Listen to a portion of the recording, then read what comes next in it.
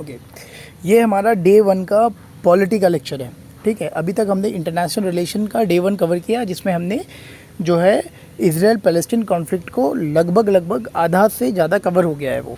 ठीक है, अब जो है ये डे 1 का पॉलिटी का लेक्चर है, और डे 1 का मतलब कि आज ही तुमको भी इसको ख़त्म करना है। ठीक है, ख़त्म करना है, शॉर्ट नोट्स बना लेने हैं इस लेक्चर से, और मैं क्वेश्चंस भी भेज दूंगा, सेट ऑफ क्वेश्चंस वो भी करने हैं। ठीक है, और वो क्वेश्चंस जो है आज के डे 1 के लेक्चर पे ही बेस्ड होगा। ठीक है, तो कहने का मतलब ये है कि अगर आज का लेक्चर डे 1 का ख़त्म कर लो तो लगभग 20 क्वेश्चंस होंगे, उसमें वो 20 के 20 क्वेश्चन हो जाने चाहिए। ठीक है, ओके, अब हम पढ़ते हैं पॉलिटी का। हमारा जो पहला पार्ट है आर्टिकल 1 से लेकर 4। पहला पार्ट का नाम है यूनियन एंड टेरिटरी, उस चीज़ को कवर करते हैं। ठीक है, चलो देखो, हमें पता है कि यूनियन एंड टेरिटरी जो है वो पार्ट 1 में है, article 1 to 4। I don't know ये मिट जाएगा क्या शायद, हाँ ओके, हाँ चलो। तो हमें पता है कि यूनियन एंड टेरिटरी पार्ट 1 में है, आर्टिकल 1 to 4। अब आर्टिकल 1 to 4 है, ओके फाइन। आर्टिकल 1 क्या कहता है? देखो, आर्टिकल 1 के भीतर 3 क्लॉज आते हैं। आर्टिकल 1 का जो पहला क्लॉज कहता है वो है India that is Bharat shall be union of states. बहुत इजी है, याद रहेगा। दूसरा ये कहता है कि जो भी स्टेट्स और भारत की जो भी स्टेट्स और टेरिटरीज़ है वो पहले शेड्यूल में मेंशन होगी। हमें पता है कि भारतीय संविधान में टोटल 12 शेड्यूल्स हैं, टोटल 12 शेड्यूल है। और जब कॉन्स्टिट्यूशन बना था, मतलब ओरिजिनल कॉन्स्टिट्यूशन में 8 शेड्यूल्स थे और अभी कुल 12 शेड्यूल्स है, राइट। तो समझ में आ गया कि आर्टिकल 1 क्लॉज 1 क्या कहता है और आर्टिकल 1 क्लॉज 2 क्या कहता है, कि जो भी स्टेट्स एंड यूटीज़ है और जो भी टेरिटरीज़ है वो फर्स्ट शेड्यूल में मेंशन होंगे। बहुत सही। उसके बाद आर्टिकल 1 क्लॉज 3 जो है वो टेरिटरी को समझाता है। टेरिटरी जो है वो एक ब्रॉड कॉन्सेप्ट है। टेरिटरी का मतलब होता है स्टेट भी आ जाता है, भारत के स्टेट का, भारत के यूटीज़ भी आ जाते हैं, और अगर भारत कोई टेरिटरी एक्वायर करता है तो वो भी आ जाता है। ठीक है, इतना समझ में आ रहा है। यहाँ पे मैंने क्वेश्चन देखा था MCQ, उसको मैं यहाँ लिखा नहीं हूँ उस चीज़ को, लेकिन समझो। देखो, यहाँ पे एक कॉन्सेप्ट है, बहुत इंपॉर्टेंट है, उस पर मैंने क्वेश्चंस भी देखे थे और वो क्वेश्चंस मैंने ऐड भी किए हैं। आज के जो क्वेश्चन का मैंने सेट तैयार किया है 20 क्वेश्चंस का, उसमें मैंने ऐड भी किया है। ठीक है, क्वेश्चन ये है कि भारत तो फेडरल कंट्री है। भारत, अगर इंडियन कॉन्स्टिट्यूशन को देखा जाए तो इंडियन कॉन्स्टिट्यूशन तो फेडरल है। फेडरल का मतलब कि पावर को तो बांटा गया है। यहाँ पे स्टेट्स का भी पावर है और सेंटर भी एक साथ एग्जिस्ट करते हैं, फेडरलिज्म है। ठीक है, डिवीज़न ऑफ पावर है। तो फिर ऐसा क्यों है कि यहाँ पे यूनियन शब्द को इस्तेमाल किया गया है, फेडरेशन शब्द को इस्तेमाल नहीं किया गया? तो इस चीज़ को डॉक्टर BR अम्बेडकर एक्सप्लेन करते हैं। डॉक्टर BR अम्बेडकर जो है वो 4 पॉइंट्स बताते हैं। उन 4 पॉइंट में 2 पॉइंट तुमको याद होने चाहिए। 2 पॉइंट कॉपी में लिख लेना, वो 2 पॉइंट याद होने चाहिए। मैं बताऊँगा चारों, लिखना कॉपी में 2। ठीक है, पहला डॉक्टर BR अम्बेडकर कहते हैं कि वो कहते हैं कि Indian federation is not the result of an agreement among states, okay, unlike American federation. ठीक है, वो कहते हैं कि भारत का जो फेडरेशन है वो कि स्टेट्स, राज्यों के बीच में कोई एग्रीमेंट नहीं है। ठीक है, बंगाल ने एग्रीमेंट नहीं किया, उत्तर प्रदेश ने एग्रीमेंट नहीं किया कि ठीक है हम आपके साथ हैं, कोई एग्रीमेंट नहीं है, वो नेचुरली भारत के साथ है। ठीक है, तो पहला आर्ग्यूमेंट कॉपी में ज़रूर से ज़रूर लिखना कि क्यों फेडरेशन की जगह यूनियन शब्द का इस्तेमाल किया गया है। उसमें बताते हैं डॉक्टर BR अम्बेडकर कि इंडियन फेडरेशन, में रिपीट कर रहा हूँ, Indian federation is not the result of an agreement among states unlike American constitution, पहला। दूसरा, उन्होंने कहा कि the states have no right to secede away from union, मतलब स्टेट्स जो है वो भारत को नहीं छोड़ सकते। ये 2 पॉइंट तो ज़रूर याद रखना।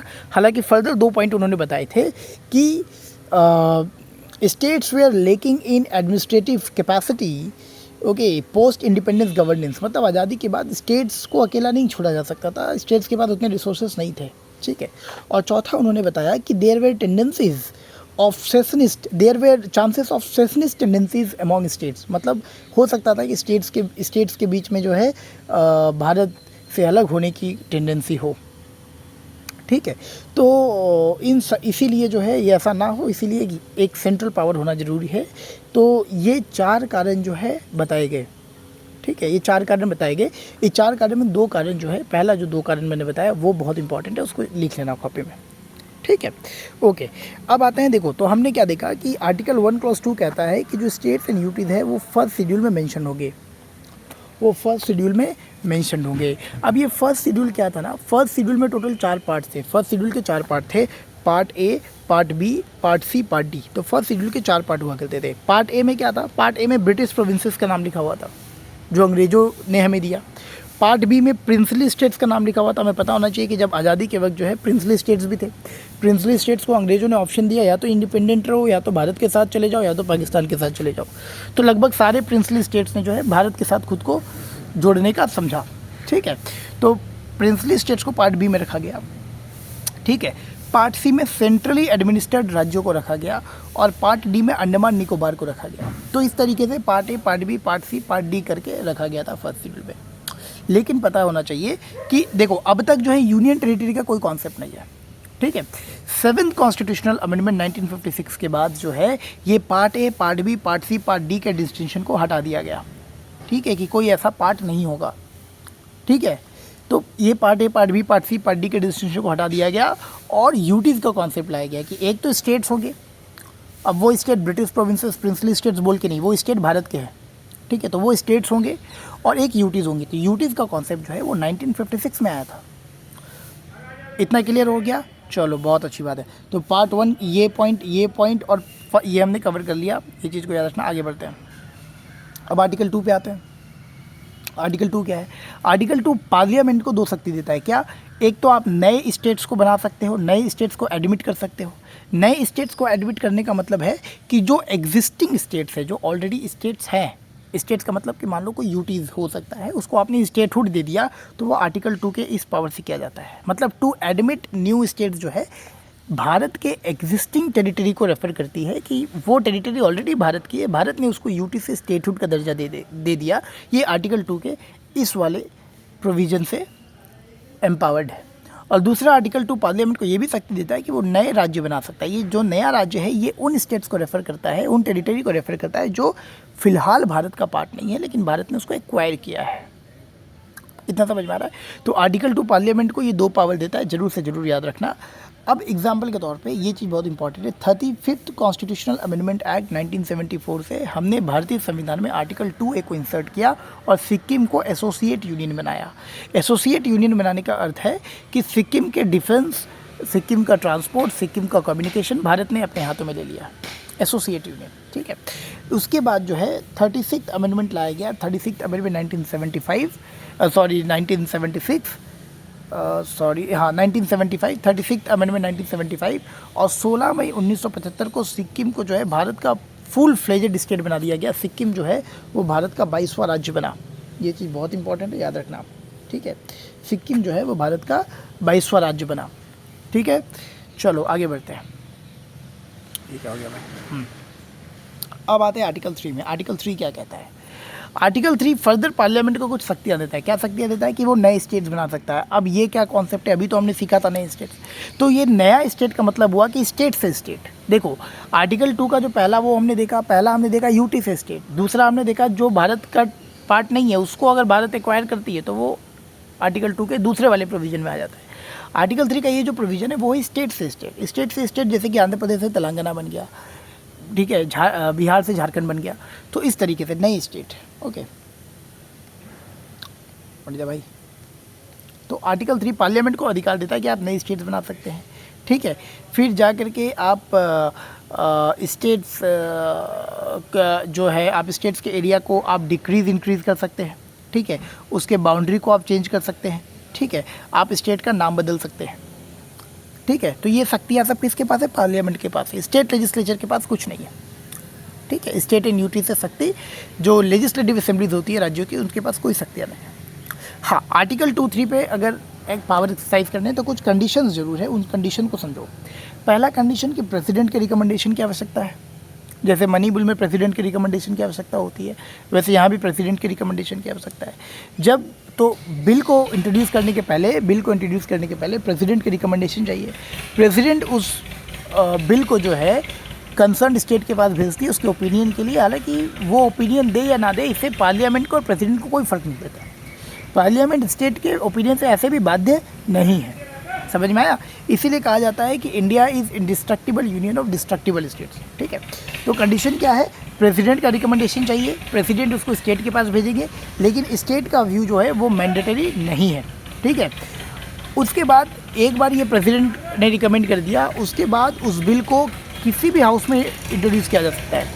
किसी भी हाउस का मतलब है कि लोकसभा में भी इंट्रोड्यूस कर सकते हैं, राज्यसभा में भी इंट्रोड्यूस कर सकते हैं, किसी भी हाउस में इंट्रोड्यूस किया जा सकता है। लेकिन मनी बिल सिर्फ लोकसभा में इंट्रोड्यूस होता है, इस चीज़ का ख्याल रखना, ठीक है। उसके बाद इस बिल को पास होने के लिए आर्टिकल 2 आर्टिकल 3 के भीतर अगर हम पावर एक्सरसाइज कर रहे हैं और उस बिल को पास होने के लिए हमें सिर्फ सिंपल मेजॉरिटी की आवश्यकता है। सिंपल मेजॉरिटी मतलब 50% प्रेजेंट एंड वोटिंग की आवश्यकता है। ये हो गया, ठीक है। उसके बाद जो है ये बिल जब पास होकर प्रेसिडेंट के पास जाता है तो सवाल होता है कि प्रेसिडेंट के पास क्या पावर है। तो प्रेसिडेंट को इसे एक्सेप्ट करना पड़ता है। प्रेसिडेंट किसी भी तरीके का वीटो पावर एक्सरसाइज नहीं कर सकता। इधर समझ में आ रहा है कि प्रेसिडेंट किसी भी तरीके का वीटो पावर एक्सरसाइज नहीं कर सकता। ये चीज़ क्लियर है, ठीक है। तो आर्टिकल 3 में क्या क्या कंडीशन है वो समझ गए, बहुत सही, ठीक है। वहीं अगर मनी बिल में देखें तो मनी बिल को प्रेसिडेंट या तो एक्सेप्ट कर सकता है या तो रिजेक्ट कर सकता है, बाकी और कोई वीटो पावर एक्सरसाइज नहीं कर सकता, है ना। तो इस तरीके से याद रखना। चलो आगे बढ़ते हैं। अब आर्टिकल 4 क्या है। आर्टिकल 4 जो है वो कहता है कि आर्टिकल 2 और आर्टिकल 3 में अगर आप पावर एक्सरसाइज करते हो तो आपको भारतीय संविधान के पहले और चौथे शेड्यूल में बदलाव करने होंगे। पहला शेड्यूल हमने देखा था। पहला शेड्यूल क्या था? पहला शेड्यूल में राज्यों के और केंद्र शासित प्रदेश मतलब स्टेट्स और यूटीज़ के नाम लिखे हुए थे, ठीक है। एक सेकेंड रुकना, ठीक है।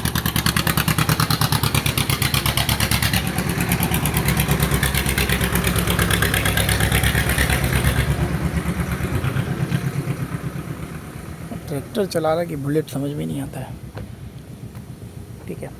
ओके, सो आर्टिकल 4 ये कहता है कि आर्टिकल 2 आर्टिकल 3 के भीतर अगर आप पावर एक्सरसाइज करते हो तो आपको फर्स्ट और फोर्थ शेड्यूल में बदलाव करने होंगे, अमेंडमेंट करनी होगी। फर्स्ट शेड्यूल हमें पता है क्या होता है। फोर्थ शेड्यूल में राज्यसभा में कितनी सीटें जाएगी वो हर एक राज्यों को वो लिखा गया है, allocation of seats in Rajya Sabha. ये फोर्थ शेड्यूल है ना, इस चीज़ को याद रखना। टोटल कितने शेड्यूल से? 12। ओरिजिनली कितने थे? 8, ठीक है। इतना क्लियर हो गया। अब देखो उसके बाद अगर हम फर्स्ट और फोर्थ शेड्यूल में अमेंडमेंट करते हैं, बदलाव करते हैं, विच मीन्स कॉन्स्टिट्यूशनल अमेंडमेंट है।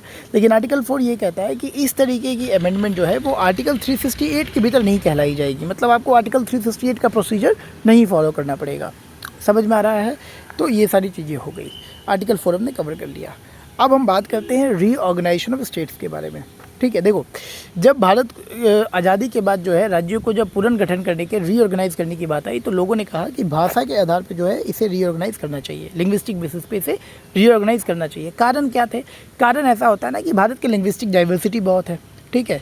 और लिंग्विस्टिक डाइवर्सिटी के साथ साथ लैंग्वेज जो होता है वो लोगों के कल्चर और कस्टम से क्लोजली कनेक्टेड होता है। और इसके साथ साथ लैंग्वेज का अपना एक सिंबॉलिक इंपॉर्टेंस होता है किसी भी लोग, किसी भी कम्युनिटी के, जाति के आइडेंटिटी, पॉलिटिक्स और इकोनॉमी से जुड़ा हुआ होता है। तो लैंग्वेज जो है एक तरीके से बहुत डीप रूटेड होता है ह्यूमन सिविलाइजेशन में, भाषा, ठीक है। तो लोगों ने कहा कि भाषा के आधार पर जो है पुनर्गठन करना चाहिए। उसके बाद 3 कमीशन, इंपॉर्टेंट 3 कमीशंस बनाई गई। एक तो बनाया गया धर कमीशन जिसने 1948 में, जिसने कि इस आइडिया को रिजेक्ट किया कि इंडियन स्टेट्स को भाषा के आधार पर रीऑर्गेनाइज करना चाहिए, ठीक है। जब धर कमीशन ने इस बात को रिजेक्ट कर दिया तो लोगों के बीच में बहुत ज़्यादा गुस्सा आया, लोग एजिटेट करने लगे और फिर एक कमेटी बनी जेबीपी कमेटी, ठीक है। जेबीपी कमेटी का मतलब हो गया जवाहरलाल नेहरू, सरदार वल्लभ भाई पटेल और पीतबी सीतारमैया, ठीक है, जो उस वक्त कांग्रेस के प्रेसिडेंट थे।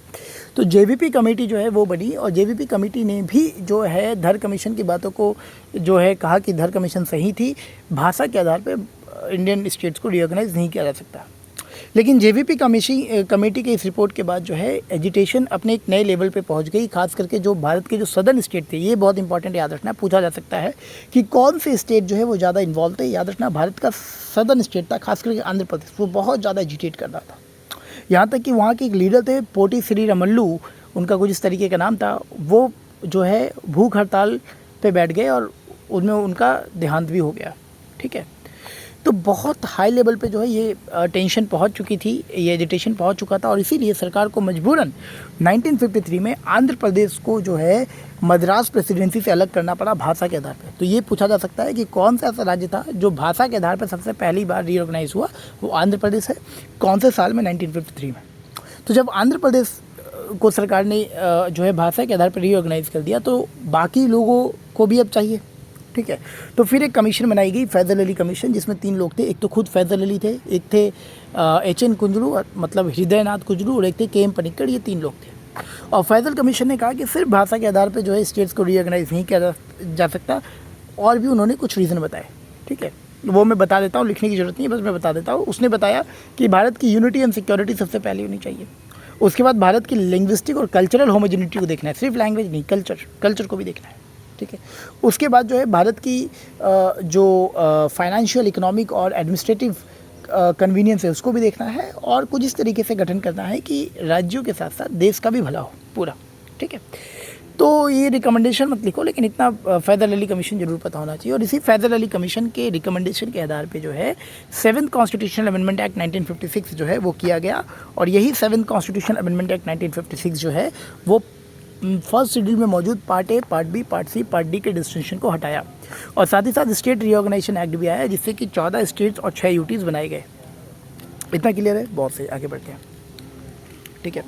अब हम जो है जम्मू एंड कश्मीर का कुछ स्पेशल केस पढ़ते हैं, ठीक है। जम्मू एंड कश्मीर का स्पेशल केस पढ़ते हैं। देखो जम्मू एंड कश्मीर जो है, देखो जब भारत आज़ाद हुआ तो प्रिंसली स्टेट से लगभग सारे प्रिंसली स्टेट्स भारत के साथ खुद को इंटीग्रेट कर लिए थे। 3 जगहों पे मसला फंस रहा था। एक तो गुजरात का मसला था, उस वक्त उसे सौराष्ट्र कहते थे, एक हैदराबाद का मसला था, और एक जम्मू एंड कश्मीर का मसला था, ठीक है। तो जम्मू एंड कश्मीर जो है, जम्मू एंड कश्मीर हमें पता है भारत के इस वाले पार्ट को हम बात कर रहे हैं, ठीक है। देखो आज के टाइम पे ये वाला पार्ट जो है ये जम्मू है, जम्मू एंड कश्मीर, और बाकी ये वाला पार्ट जो देख रहे हैं ये लद्दाख है, ठीक है। तो जम्मू एंड कश्मीर के जो राजा थे उनका नाम था महाराजा हरी सिंह, मतलब राजा हिंदू थे, लेकिन जम्मू एंड कश्मीर की जनसंख्या जो थी वो मुसलमान थी। इसलिए पाकिस्तान ये मान कर चल रहा था कि जम्मू एंड कश्मीर जो है वो तो पाकिस्तान के साथ ही इंटीग्रेट करेगा, लेकिन महाराजा हरी सिंह जो है वो बिल्कुल मूड में नहीं थे। वो ना ही भारत के साथ इंटीग्रेट करना खुद को चाह रहे थे, ना ही पाकिस्तान के साथ खुद को इंटीग्रेट करना चाह रहे थे। वो तो इंडिपेंडेंट रहने की ताक में थे कि हम तो इंडिपेंडेंट रहेंगे। लेकिन ये कैसे संभव है कि वो इंडिपेंडेंट रहे, ठीक है, मतलब राजा हिंदू, आबादी मुस्लिम, तो किस तरीके से वो इंडिपेंडेंट रहे, ये तो लगभग ना के बराबर था। भारत ने बहुत कोशिश की कि जम्मू एंड कश्मीर भारत के साथ इंटीग्रेट हो जाए, लेकिन महाराजा हरी सिंह ये मान नहीं रहे थे, ठीक है। तो पाकिस्तान ने क्या किया, पाकिस्तान ने जो है, ध्यान से समझना, पाकिस्तान ने जो है वो जम्मू एंड कश्मीर में अपने इन्फिल्ट्रेटर्स को घुसा दिया, मतलब घुसपैठियों को घुसा दिया, या कह सकते हो कि अपनी फ़ौज को घुसा दिया। और उसकी फ़ौज घुसने के बाद जम्मू एंड कश्मीर में खूब तहलका मचाई, ठीक है, मतलब खूब तहलका, लगभग यूरी जो हम आज जानते हैं, बताया जाता है कि मतलब बहुत तहलका मचाया जो है पाकिस्तान के फ़ौज ने, ठीक है। जब बहुत तहलका मचाया तो महाराजा हरी सिंह अब क्या करे, तो महाराजा हरी सिंह जो है वो भारत के पास गए कि अब तो हमारी मदद करो। भारत ने बोला कि हम आपकी मदद क्यों करें, अगर भारत जम्मू एंड कश्मीर की मदद करता है तो अंतर्राष्ट्रीय कम्युनिटी में तो ये माना जाएगा कि भारत अभी अभी आज़ाद हुआ और अभी अभी अंतर्राष्ट्रीय युद्ध लड़ना चालू कर दिया, क्योंकि जम्मू एंड कश्मीर तो भारत का था नहीं। तो अगर जम्मू एंड कश्मीर के लिए भारत लड़ रहा है मतलब अंतर्राष्ट्रीय युद्ध लड़ रहा है, समझ में आ रहा है। तो भारत ने बोला हम आपकी क्यों मदद करें, आप तो हमारे साथ आओ उसके बाद मदद करेंगे, अभी तो हम मदद नहीं करें, हम हमारे रिसोर्सेज को क्यों वेस्ट करें, ठीक है। तो फिर महाराजा हरी सिंह मजबूरन जो है वो भारत के साथ एक एग्रीमेंट साइन करते हैं जिसका नाम होता है instrument of accession.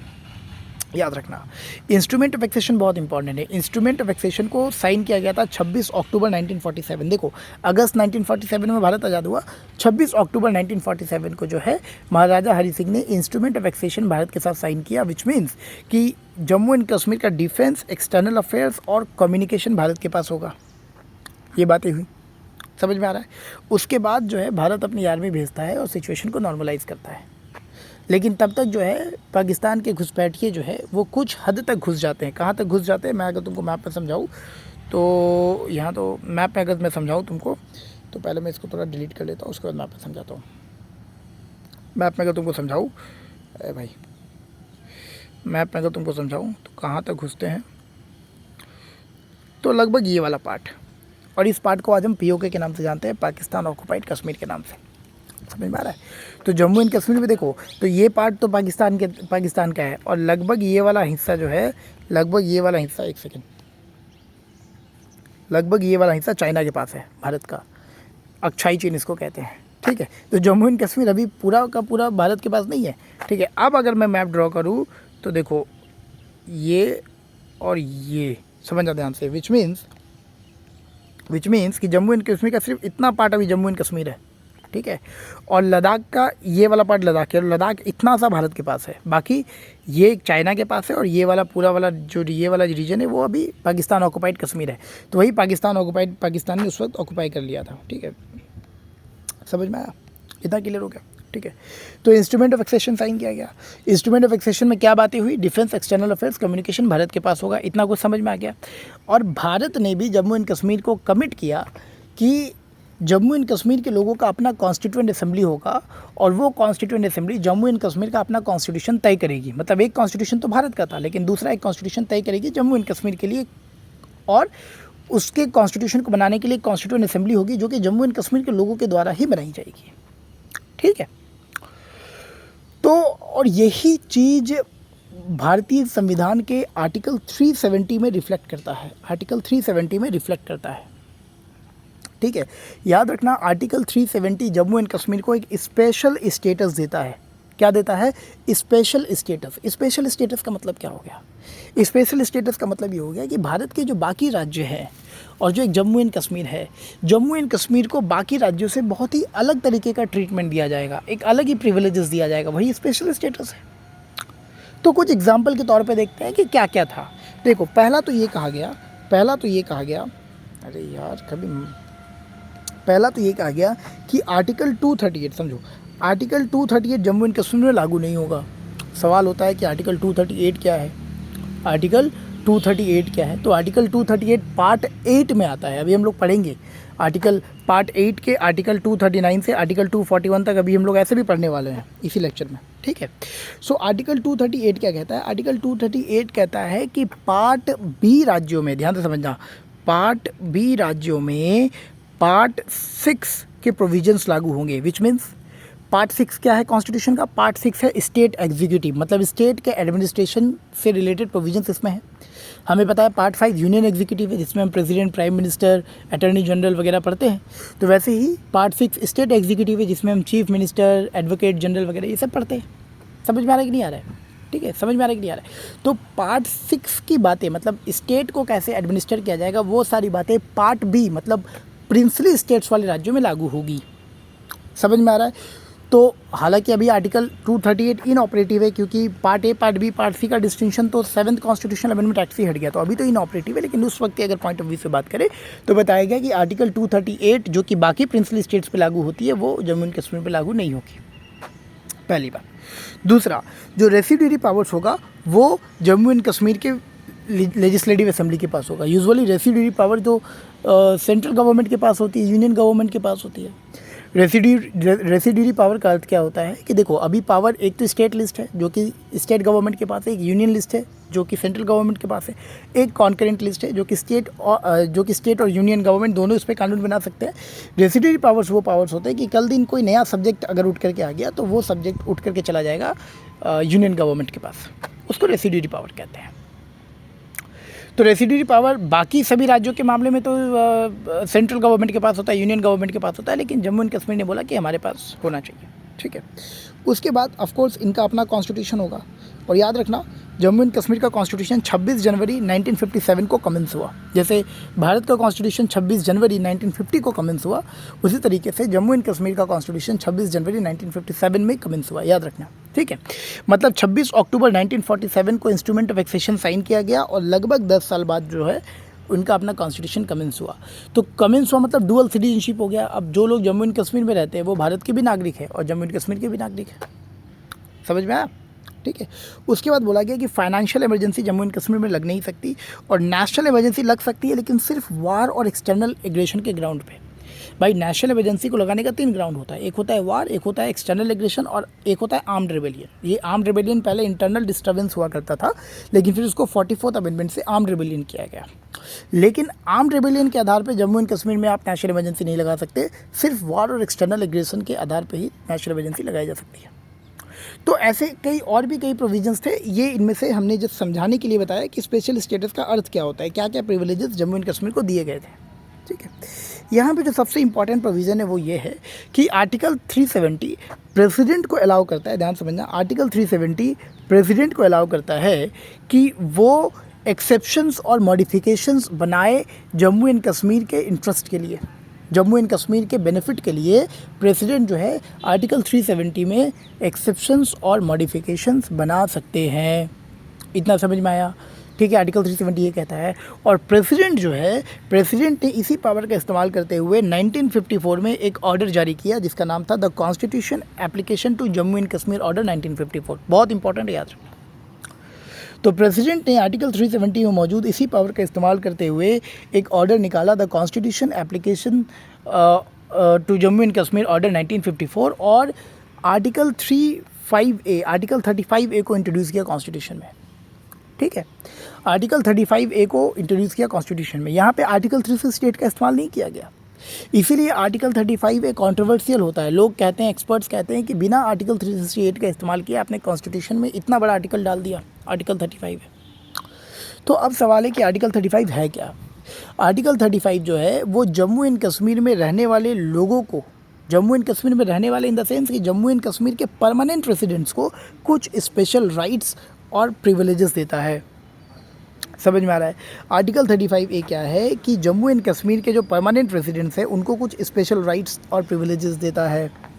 Article 370 Jammu and Kashmir को स्पेशल स्टेटस देता है। आर्टिकल 35A परमानेंट रेसिडेंट्स को, जम्मू एंड कश्मीर के परमानेंट रेसिडेंट्स को स्पेशल राइट्स देता है। स्पेशल राइट्स का मतलब क्या हो गया? जैसे कि पब्लिक एम्प्लॉयमेंट सिर्फ वहीं के लोगों को मिलेगी, गवर्नमेंट स्कॉलरशिप, इमूवेबल प्रॉपर्टी मतलब लैंड वगैरह खरीदना तो सिर्फ वहीं के लोग खरीद सकते हैं। ठीक है, तो तुम समझ पा रहे हो? मतलब समझो कि एक सिटीजन जो लेट्स से हिमाचल प्रदेश में रहता है या पंजाब में रहता है, ठीक है, जो जम्मू एंड कश्मीर के साथ बॉर्डर शेयर करता है।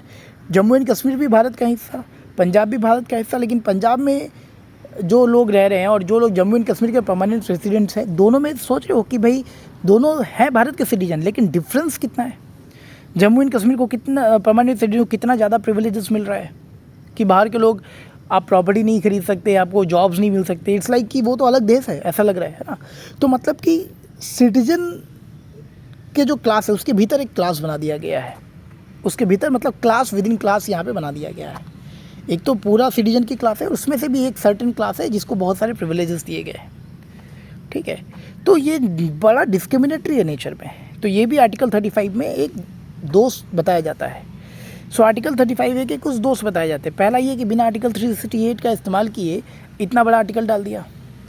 दूसरा ये बताते हैं कि ये तो बड़ा डिस्क्रिमिनेटरी नेचर में, ये क्लास विद इन क्लास तैयार कर देता है सिटीजन्स के बीच। तीसरा ये बताया गया कि ये बड़ा जो है जेंडर इनजस्टिस है, ये जेंडर जस्टिस को रोकता है। क्यों रोकता है? क्योंकि आर्टिकल 35 में एक प्रोविज़न था कि अगर जम्मू एंड कश्मीर की कोई महिला है, जो परमानेंट रेसिडेंट है वो महिला है, और वो महिला किसी नॉन कश्मीरी से अगर शादी कर ले, किसी नॉन कश्मीरी लड़के से शादी कर ले, तो उस महिला की जो भी प्रॉपर्टी होगी जम्मू एंड कश्मीर में, वो महिला उस प्रॉपर्टी को अपने बच्चे को नहीं दे सकती। बड़ा अजीब मामला है भाई, बड़ा अजीब सा, अजीबोगरीब प्रोविजन है। तो आर्टिकल 35 जेंडर जस्टिस के खिलाफ भी था। तो इस तरीके से जो है, और उसके बाद फिर आर्टिकल 14, 19, 21 जो कि फंडामेंटल राइट्स है, सबसे इंपॉर्टेंट राइट्स है कॉन्स्टिट्यूशन के, उसको भी वायलेट करता है। तो इस तरीके से 4-5 जो है दोष जो है वो इंजाम लगाए गए आर्टिकल 35A में। ठीक है, समझ में आ रहा है? तो आर्टिकल 35A क्लियर हो गया होगा, आर्टिकल 370 क्लियर हो गया होगा। अब सवाल होता है कि लोग कहते थे कि आर्टिकल 370 हटेगा नहीं, फिर ऐसा क्या हुआ कि 5 अगस्त 2019 को इस चीज़ को स्क्रैप कर दिया गया। देखो अब ध्यान से समझना, बहुत इंपॉर्टेंट है। ऐसा क्या हुआ कि 5 अगस्त 2019 को इस चीज़ को स्क्रैप कर दिया गया? ध्यान समझो। देखो, मैंने तुमको बताया था कि आर्टिकल 370 जो है वो प्रेसिडेंट को ये अलाउ करता है। अच्छा, यहाँ पे एक चीज़ मैं बताना भूल गया कि क्या परमानेंट रेसिडेंट्स के डेफिनेशन को बदला जा सकता है? परमानेंट रेसिडेंट्स के डेफिनेशन को बदला जा सकता है। तो याद रखो, बदला जा सकता है, और ये बदलने का काम सिर्फ लेजिस्लेटिव असेंबली का है, जम्मू एंड कश्मीर का। जम्मू एंड कश्मीर के लेजिस्लेटिव असेंबली में 2/3 मेजॉरिटी से परमानेंट रेसिडेंट्स को के डेफिनेशन को बदला जा सकता है। समझ में आ रहा है? परमानेंट रेसिडेंट्स के डेफिनेशन को बदला जा सकता है, मतलब कि यूनियन गवर्नमेंट कुछ नहीं कर सकती। यूनियन गवर्नमेंट कुछ नहीं कर सकती, ये एक्सक्लूसिवली जम्मू एंड कश्मीर की लेजिस्लेटिव असेंबली कर सकती है। By the way, permanent residents का डेफिनेशन क्या था उस वक्त? तो वो था कि भाई, वो था कि तुम्हारा जा कर के एक सेकेंड, तुम्हारा जा कर के बेसिकली आई थिंक, एक सेकेंड, अरे यार, डेट मुझे उतना क्लियर नहीं है, लेकिन मोस्ट प्रोबेबली 16 मई था। 16 मई 1954 का कट ऑफ था। एक बार डेट देख लेना थोड़ा गूगल करके, डेट मुझे उतना कुछ खास याद नहीं, बट 16 मई 1954 का शायद कट ऑफ था। 1954 तो था, मई भी था, लेकिन डेट मुझे अभी याद नहीं है। एक बार फिर भी श्योर कर लेना कि भाई 16 मई 1954 के पहले से जो लोग रह रहे हैं वो परमानेंट रेसिडेंट्स हो गए, या जम्मू एंड कश्मीर में जो लोग 10 साल से कंटिन्यूसली रह रहे हैं वो भी परमानेंट रेसिडेंट होंगे, या फिर जम्मू एंड कश्मीर में लोग अगर किसी ने लॉफुली अगर इमूवेबल प्रॉपर्टी मतलब कि लैंड बिल्डिंग अगर एक्वायर किया है लॉफुली, तो वो जम्मू एंड कश्मीर के परमानेंट रेसिडेंट होंगे। ये परमानेंट रेसिडेंट की उस वक्त की परिभाषा थी, और परमानेंट रेसिडेंट की परिभाषा को बदलने की शक्ति सिर्फ जम्मू एंड कश्मीर की विधानसभा के पास थी, जो कि 2/3 मेजॉरिटी के साथ किया जा सकता था, विच मीन्स कि केंद्रीय सरकार के पास, यूनियन गवर्नमेंट के पास कोई शक्ति नहीं थी। ठीक है, अब आते हैं कि भाई 5 अगस्त 2019 को मैंने बताया कि आर्टिकल 370 में एक प्रोविज़न था कि प्रेसिडेंट जो है वो एक्सेप्शंस और मॉडिफिकेशन कर सकते हैं। तो 5 अगस्त 2019 को प्रेसिडेंट रामनाथ कोविंद ने एक ऑर्डर इशू किया, उसका नाम था the constitution application to Jammu and Kashmir order 2019। एक तो 1954 का देखा हमने, जिससे आर्टिकल 35A को इंट्रोड्यूस किया गया, और एक था the constitution application order the constitution application to Jammu and Kashmir order 2019। इसमें क्या किया गया, इसमें आर्टिकल 367 क्लॉज 4 को डाला गया। समझना बहुत इंपॉर्टेंट है, आर्टिकल 367 क्लॉज 4 को डाला गया। आर्टिकल 367 क्लॉज 4 क्या कहती है, पहले तुम ये समझो कि क्या आर्टिकल 370 को हटाया जा सकता था, क्योंकि 2019 में बड़ा न्यूज़ चल रहा था कि ये हटेगा नहीं, और अगर आर्टिकल 370 जो है अगर इतना डिस्क्रिमिनेटरी था नेचर में तो इसको पहले क्यों नहीं हटा दिया गया। ठीक है, और ऐसे भी आर्टिकल 370 एक टेम्प्रेरी प्रोविज़न था, तो फिर इसको हटाया क्यों नहीं गया। समझो, आर्टिकल 370 में ना लिखा गया था कि हाँ आर्टिकल 370 को हटाया जा सकता है, लेकिन आर्टिकल 370 को कौन हटा सकती है, आर्टिकल 370 को सिर्फ और सिर्फ वहाँ की कॉन्स्टिट्यूएंट असेंबली हटा सकती है। कौन हटा सकता है, कॉन्स्टिट्यूएंट असेंबली। अब ध्यान देना, कॉन्स्टिट्यूएंट असेंबली तो 26 जनवरी 1957 को डिसॉल्व हो गया था। सॉरी, कहाँ चला गया भाई, कॉन्स्टिट्यूएंट असेंबली 26 जनवरी 1957 को ही डिसॉल्व हो गया था, क्योंकि 26 जनवरी 1957 को कॉन्स्टिट्यूशन जम्मू एंड कश्मीर का कमेंस हुआ, उसके बाद कॉन्स्टिट्यूएंट असेंबली की जरूरत रही नहीं, वो डिसॉल्व हो गया। भारत के केस में कॉन्स्टिट्यूशन के कमेंस होने के बाद कॉन्स्टिट्यूएंट असेंबली, जो भारत का कॉन्स्टिट्यूएंट असेंबली था, वो भी डिसॉल्व हो गया। तो उसी तरीके से जम्मू एंड कश्मीर का भी कॉन्स्टिट्यूएंट असेंबली डिसॉल्व हो गया। तो जब कॉन्स्टिट्यूएंट असेंबली डिसॉल्व हो गया तो फिर हम कैसे अब आर्टिकल 370 को 2019 में स्क्रैप कर सकते हैं, हटा सकते हैं या बदल सकते हैं। ठीक है, समझो।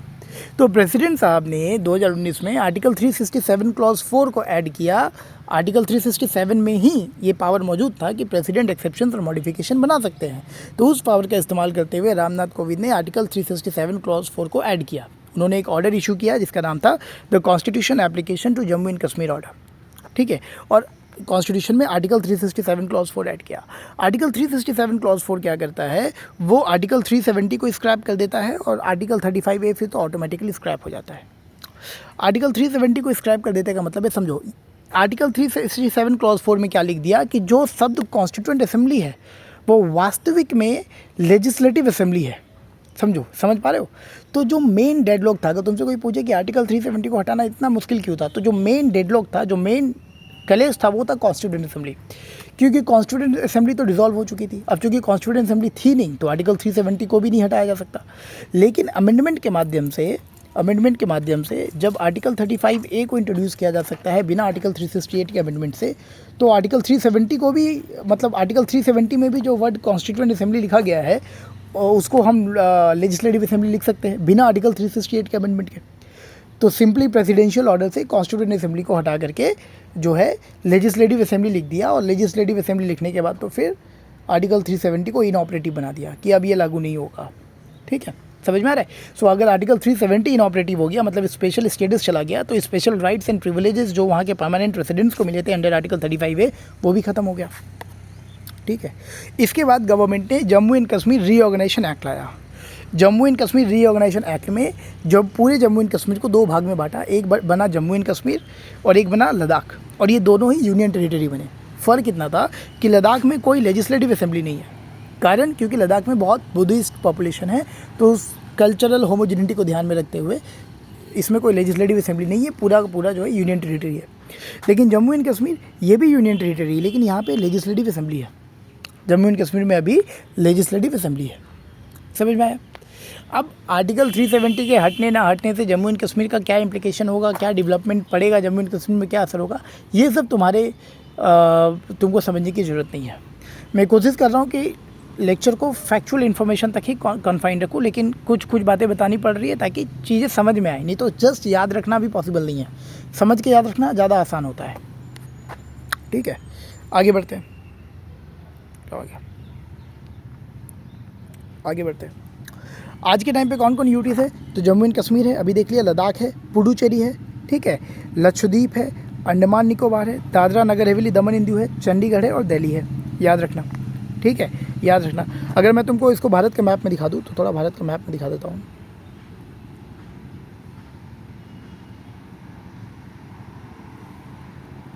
अरे यार शिट, थोड़ा भारत के मैप में मैंने ऐसे रफ मैप दिखा दिया। देखो अभी मैंने बताया ये जम्मू एंड कश्मीर है, ये वाला पोर्शन लद्दाख है। समझ में आ गया?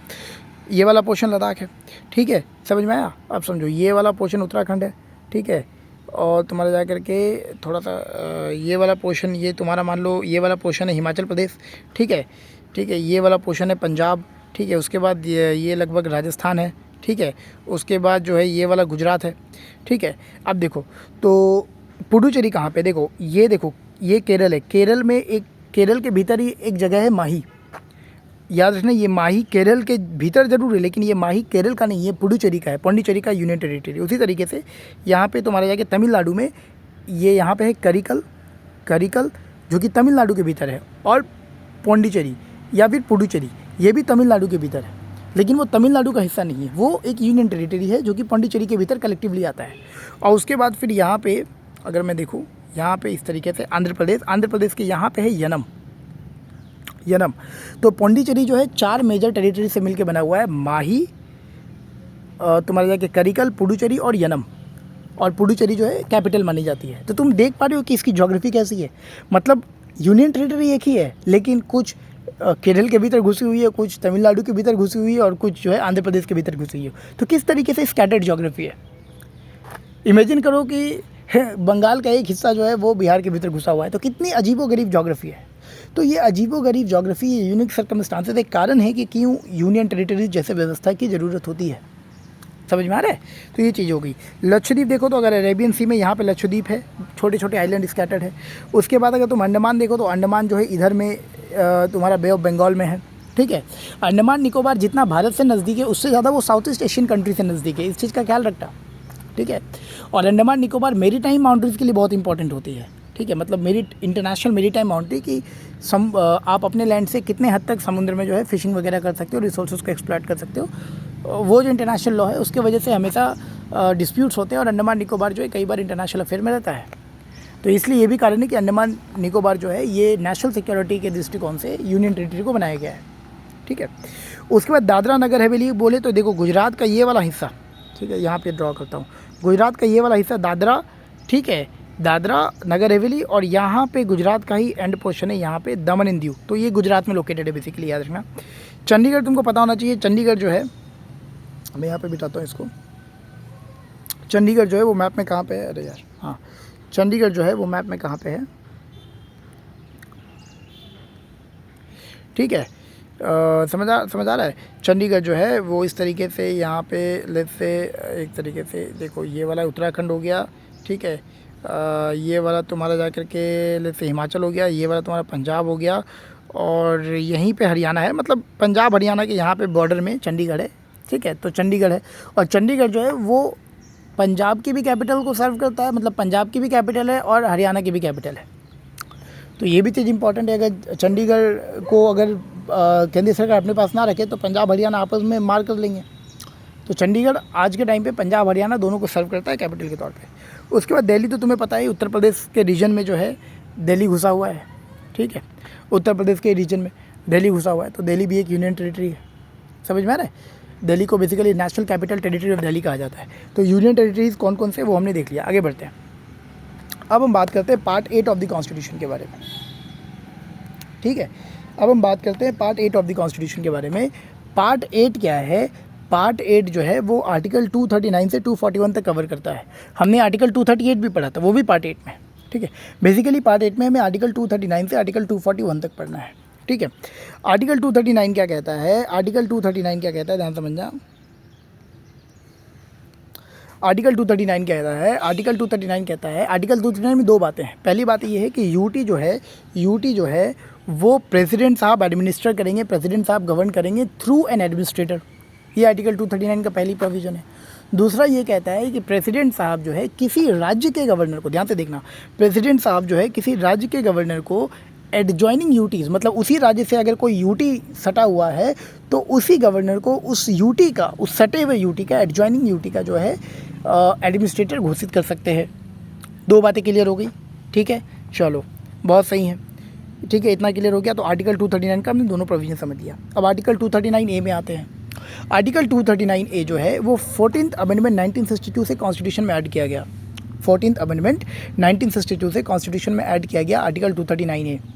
इससे क्या किया गया, इससे ये कहा गया कि जो यूटीज़ है उसको जो है लेजिस्लेटिव असेंबली या काउंसिल ऑफ मिनिस्टर्स या दोनों ही दिया जा सकता है, ठीक है। तो यूटीज़ को जो है बेसिकली लेजिस्लेचर दिया जा सकता है आर्टिकल 239A के तहत, और ये काम पार्लियामेंट के पास है। मतलब आर्टिकल 239A पार्लियामेंट को ये शक्ति देती है कि आप किसी यूटी को जो है ज़रूरत पड़ने पे लेजिस्लेचर वहाँ पे दे सकते हैं।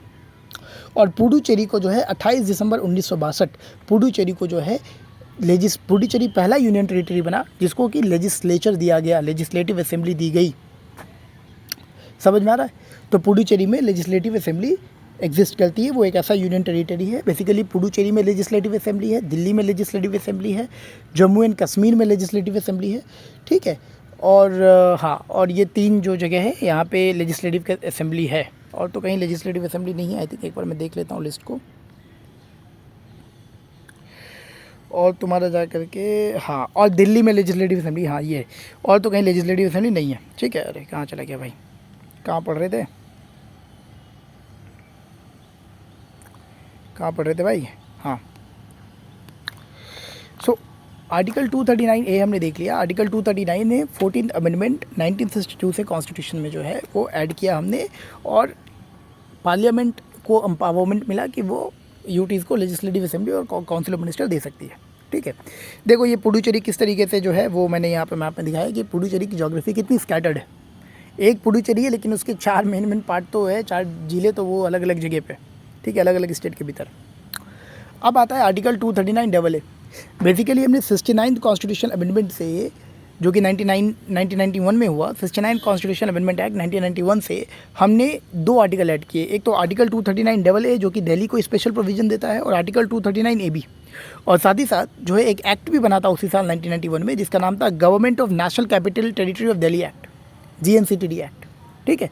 Government of national capital territory of Delhi act 1991 बना था। अब आर्टिकल 239AA की बात करते हैं। आर्टिकल 239AA दिल्ली को स्पेशल प्रोविज़न देता है। स्पेशल प्रोविज़न क्या देता है? स्पेशल प्रोविज़न बोलोगे कि वहाँ पे एक एडमिनिस्ट्रेटर होगा, एक तो दिल्ली यूटी होगा जहाँ पे एक एडमिनिस्ट्रेटर होगा और एक लेजिस्लेटिव असेंबली होगा। बोलोगे ऐसा तो पुडुचेरी में भी है, पुडुचेरी भी यूटी है, वहाँ भी एडमिनिस्ट्रेटर है, वहाँ भी लेजिस्लेटिव असेंबली है। डिफरेंस क्या है? डिफरेंस ये है कि दिल्ली को अधिकार नहीं दिए गए हैं कि वो पुलिस, पब्लिक ऑर्डर और लैंड में कानून बना सके। मतलब कि दिल्ली के पास, दिल्ली की जो पुलिस है, पब्लिक ऑर्डर और लैंड, वहाँ पे दिल्ली गवर्नमेंट का कोई कंट्रोल नहीं है, ठीक है। अगर क्वेश्चन में ये जो पूछा जाए तो बेसिकली ये जो पुलिस, पब्लिक ऑर्डर, लैंड है, ये स्टेट लिस्ट के एंट्री नंबर 1, 2 और 18 में आता है।